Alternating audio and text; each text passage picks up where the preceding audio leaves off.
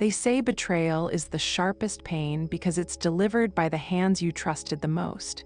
It feels like an ending, a full stop. The ground vanishes beneath your feet, and for a long, terrifying moment, you're in a freefall through a world that no longer makes sense. The person, the belief system, and the life you built have just revealed themselves to be a lie. And in that rubble, you're left questioning everything, especially yourself. How could I not have seen it? Was I a fool? What does this say about me? This isn't just an emotional wound.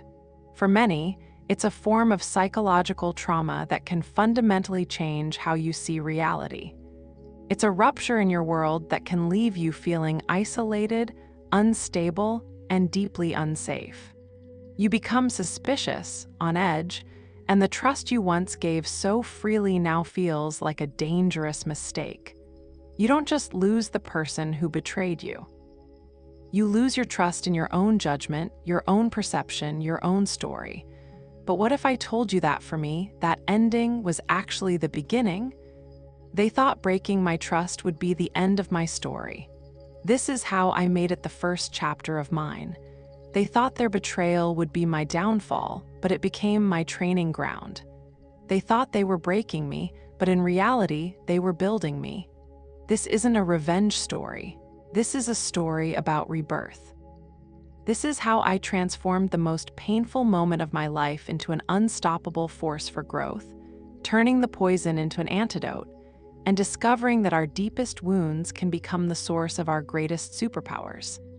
Before we dive deep into how to transform this pain, if you find stories of resilience and turning darkness into strength compelling, consider subscribing to Nightfall Narrative. We explore these transformations every week, so you never have to feel alone on your journey. To understand how you turn betrayal into a superpower, you first have to respect the nature of the wound. This isn't a simple cut that scabs over. Betrayal is a seismic event. It's what clinicians like Dr. Ramani Durvasula call betrayal trauma. It's a specific kind of psychological injury that happens when the people or institutions we depend on for safety and survival violate our trust profoundly. It's the partner who was supposed to cherish you, the parent who was meant to protect you, the organization that was supposed to have your back. When that foundation cracks, it triggers a cascade of devastating consequences. It's not just the act itself, the affair, the lie, the deceit, it's the shattering of your worldview. Many survivors describe it as a lifequake, an upheaval so profound it can mirror the symptoms of PTSD, like flashbacks, nightmares, anxiety, and depression. I remember the physical sensation. It felt like an elephant was standing on my chest, a constant, crushing weight of grief and disbelief. My mind was a relentless echo chamber of what-ifs and if-onlys. I was obsessively replaying scenes, searching for clues I'd missed, for red flags I'd ignored. This obsessive review is a hallmark of betrayal trauma. Your brain is desperately trying to make sense of a reality that has been turned upside down. And here's the most insidious part. Betrayal makes you turn on yourself. You internalize the blame. The shame becomes your own. Instead of seeing their actions as a reflection of their asterisk character, you see it as proof of your asterisk deficiency. You think, if I were better, smarter, more worthy, this wouldn't have happened. This self-blame is a twisted, yet common, coping mechanism. We think that if we can just find our mistake, we can prevent the pain from ever happening again. But this is a dangerous illusion that keeps you trapped in a cycle of shame, eroding the very core of your self-worth. The pain of betrayal is unique because it's a relational trauma. It doesn't just happen to you, it happens between you and someone you trusted. This is why it feels so personal, so targeted. And in the immediate aftermath, it can feel impossible to imagine ever feeling whole again. You are not just healing from what they did, you are healing from the loss of the reality you thought you lived in. You are grieving the person you thought they were, and in many ways, the person you were before the truth came out. Acknowledging the depth of this wound isn't about wallowing. It's the absolute first, non-negotiable step toward healing. You can't heal a wound you refuse to see. You have to permit yourself to feel the rage, the grief, the confusion without judgment. This pain is real, it is valid, and it is the raw material for the transformation that's coming. There's a point you reach after the initial shock has passed. The frantic calls have ended, the tears have dried into a hollow ache. You're left alone in the echo chamber of your own thoughts, surrounded by the wreckage. This is a stage in betrayal recovery that experts like Dr. Debisil Burr called dangerously easy to get stuck in. You can spend years, even a lifetime, replaying the story, nursing the grievance, and allowing the betrayal to become the defining monument of your life. I lived in that echo chamber for what felt like an eternity. Every morning, I'd wake up, and the first conscious thought was a fresh stab of pain. I was defined by what was done to me. My energy was consumed by analyzing their motives, fantasizing about justice, and drowning in a sea of sorrow and anger. I was surviving, but I wasn't living. My life had become a constant reaction to a past event, and that's the critical distinction. As long as you are reacting, they are still in control. Your pain, your anger, your sorrow, it all orbits them. They remain the sun in your solar system, and you are just a desolate planet trapped in their gravitational pull. This is not a strength. It is a continued state of bondage. Holding on to that bitterness doesn't make you strong. It makes you weak, paralyzed by the very thing that hurt you. My turning point wasn't a single, cinematic moment. It was a slow, dawning realization. It was the quiet exhaustion of my own story. I got tired of hearing myself talk about it. I got tired of giving them the power to occupy the most valuable real estate in the world, the space inside my head. The thought that finally broke the spell was this: what if their betrayal is not my life sentence? What if it's my origin story? This is the choice. It's the fundamental pivot from victim to protagonist. A victim is someone a story asterisk happens to asterisk. A protagonist is someone who drives the story forward. This isn't about pretending the pain doesn't exist. It's about deciding that the pain will no longer be the protagonist of your story. You will. The choice was to stop asking, "Why did this happen to me?" and to start asking, "What will I do now that it has?" The first question leads to a dead end. The second question opens up a universe of possibilities. It is the moment you take the pen back. I made a conscious decision. I declared, silently but fiercely, to myself and to the universe, their betrayal will be their legacy, not mine. Their actions revealed their character, but my response will reveal mine. This pain will not be a tombstone. It will be a cornerstone. This is where you stop waiting. You stop waiting for an apology that may never come. You stop waiting for them to see the error of their ways. Closure is not something they give you. It's something you take. It comes from the decision, right here and now, that you are bigger than what they did to you. You decide that this moment of profound struggle is not the end of your story, but a necessary catalyst for your evolution. This is where it all begins. Once you choose to reclaim your story, the real work begins. This is the training montage of your new life, and it's not glamorous. It's messy, it's painful, and it happens in the dark. This is the process of forging your superpower, and the fire you have to walk through is your own pain.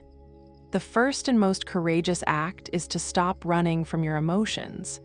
Our instinct is to numb, to suppress, to distract. We binge watch, we overwork, we scroll endlessly, anything to avoid the pain. But healing doesn't happen by avoiding the fire. It happens by learning to sit with it without being consumed by it. You have to let yourself feel the mess. This means you must allow yourself to grieve.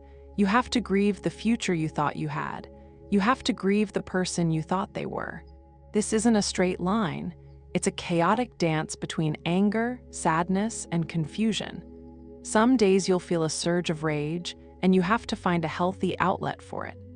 Write it down in a journal without censoring yourself. Go for a run, scream into a pillow. Giving that anger a voice prevents it from festering into bitterness. Other days, a profound sadness will wash over you. On those days, you must permit yourself to cry, to be still, to honor the depth of your hurt. This is not weakness. It is a profound act of self-compassion. You are treating yourself with the kindness you would offer a friend. For me, this stage involved creating space for my feelings. I started journaling, not just about what happened, but about where the feelings lived in my body. Where was the anger? A tightness in my jaw, a fire in my chest. Where was the sadness? A hollow ache in my stomach. There's actually neuroscience to this. Labeling your emotions can reduce their intensity. This is also the stage where you must seek support. Healing in isolation can easily become rumination. You need a safe space to process what happened. This could be a therapist who understands betrayal trauma, a support group, or one or two trusted friends who can listen without judgment. Saying to someone, "I don't need advice right now, I just need a space to feel this," can be one of the most empowering sentences you ever speak. A creedy. Part of facing the fire is to consciously fight against self-blame. When that voice in your head whispers, "You were so stupid," you have to learn to talk back. You have to say, "I was not stupid. I was trusting. My trust was a gift and they mishandled it. Their betrayal is a reflection of their character, not my worth." Removing shame is essential for rebuilding self-trust. We mistakenly believe that blaming ourselves gives us a sense of control, but it's false. The truth is, you can't control other people. This process is about integration, not eradication. The goal isn't to feel sad or angry again. The goal is to get to a place where those emotions no longer control you. They become data points, information about your experience, rather than the lens through which you see the world. You learn to hold the grief without letting it become your identity. And if this process of facing the fire and learning to rebuild is resonating with you, if you're starting to see a path forward, please consider subscribing to Nightfall Narrative. You'll join a community of people choosing to turn their pain into purpose, and your support helps others find this message of hope. After you've faced the fire of your emotions, the next phase begins: reconstruction. The old foundation of your life was shattered. Now you get to be the architect of a new one, built not on naive trust, but on wise self-possession. This is the practical, how-to part of building your superpower. It revolves around 4 pillars: rebuilding self-trust, setting unbreakable boundaries, practicing radical self-compassion, and reconstructing your identity. Betrayal demolishes your trust in others, but more devastatingly, it demolishes your trust in yourself. You question your judgment, your intuition, your ability to tell safe people from dangerous ones. Rebuilding this isn't an overnight process. It's gradual and requires new evidence that you can, in fact, rely on yourself. You don't start with big, life-altering decisions. You start small. Start with trusting your body. If you're tired, you let yourself rest. If a social situation feels draining, you permit yourself to leave. Each time you honor your internal signals, you cast a vote for self-trust. You're building a track record that proves your intuition is a reliable guide. For me, this looked like learning to listen to the subtle cues my body was giving me. That knot in my stomach when I was around a certain person. I used to ignore it. Now I see it as valuable data. I learned to pause before making commitments, asking myself, does this feel expansive or contractive? It's a slow process of tuning back into your inner compass, one small, correct decision at a time. You are teaching yourself that you have your own back. Boundaries are not walls to keep people out, they are gates that you control. They are the clear, tangible expression of your self-respect. After betrayal, boundaries are not a suggestion, they are a survival mechanism. They are the rules of engagement that you now set for how people get to treat you. This means learning to say no without guilt. It means clearly communicating your needs. It might mean creating distance from the person who betrayed you or from anyone who enables toxic behavior. This isn't about punishment, it's about protection. You are declaring that your peace is no longer negotiable. A powerful technique is to define your non-negotiables. What are the absolute bottom lines for respect, honesty, and safety in your relationships going forward? Write them down. Be explicit. When you are clear on your own rules, it becomes much easier to see when someone is breaking them. Betrayal often happens when our boundaries are vague or non-existent. Building strong ones is like installing a new security system for your soul. The inner critic goes into overdrive after a betrayal. It replays your perceived failures and heaps on the shame. Radical self-compassion is the active, conscious practice of countering that voice with kindness. It's treating yourself with the same empathy you would offer a friend in crisis. This means forgiving yourself. Forgive yourself for not knowing what you didn't know. Forgive yourself for trusting someone who proved to be untrustworthy. You made the best decisions you could with the information you had at the time. One of the most powerful self-compassion exercises is to write a letter to yourself from the perspective of a loving friend. What would they say? They wouldn't call you stupid. They would remind you of your strength and your courage. They would tell you that you are deserving of respect, regardless of what happened. Read this letter often. Let it become the new voice in your head. Self-compassion is the antidote to shame, and it's what allows the deepest parts of you to finally heal. This is the most exciting part of the transformation. You are not trying to get back to the person you were before the betrayal. That on is gone. The goal is not to go backward, but to move forward into a new, more authentic version of yourself. This is identity reconstruction. It involves reconnecting with your values. What truly matters to you now? Honesty, integrity, peace. The betrayal likely showed you a misalignment between your old life and your core values. Now, you get to build a life that is in complete alignment with who you truly are. Reconnect with old passions or discover new ones. Was there a part of you that you suppressed in your old life? A creative hobby, a career ambition, a desire to travel? Now is the time to resurrect that part of yourself. This isn't just a distraction, it's an active process of rebuilding your sense of self, a self that is defined by your own interests and passions, not by a relationship. You are consciously creating a new identity, one that is stronger, wiser, and more aligned with your soul. You are not just healing, you are evolving. After you've walked through the fire and rebuilt your foundation, something remarkable happens. The constant, gnawing pain begins to recede, and in its place, a quiet strength emerges. You realize the event you thought would destroy you has, in fact, forged you into someone you never could have become otherwise. It has given you a superpower. This superpower isn't one magical ability. It's a collection of profound, hard-won strengths that become part of your very being. It's the tangible proof that suffering can be transformed into wisdom. Psychologists call this positive change post-traumatic growth, or PTG. While it's important to say that not everyone experiences it, and it's a difficult process, research shows that deep struggle can lead to profound growth in several key areas. Before, your trust was likely placed in others. Now, your trust is anchored internally. Having navigated the darkest emotional territory and survived, you have undeniable proof of your own resilience. You know you can handle pain.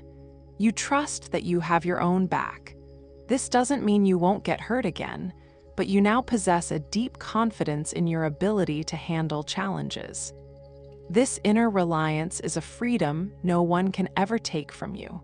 Betrayal forces you to become a master of pattern recognition. You become exquisitely attuned to the subtle energies of people and situations. You learn to spot red flags not as ideas, but as feelings in your body.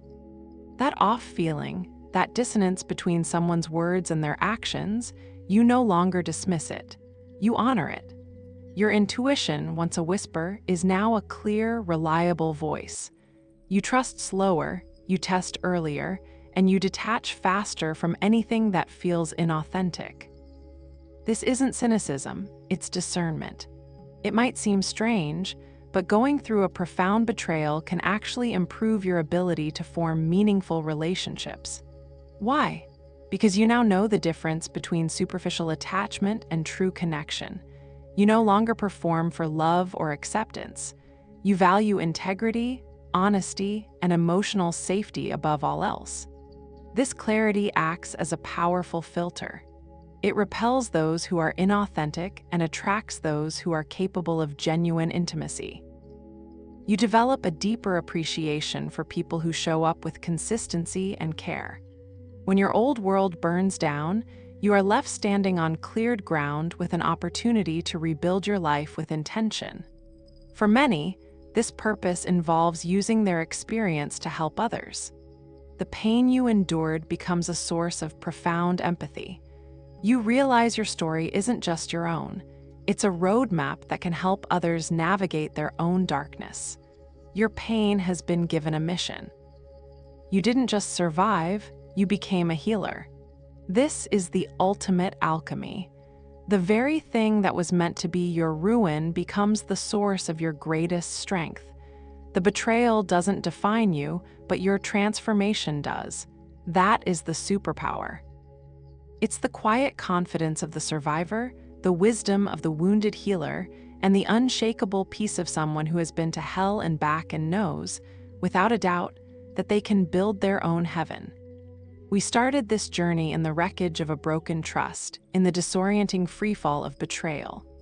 We acknowledged the depth of the wound, not as a place to live, but as the starting point of a heroic journey.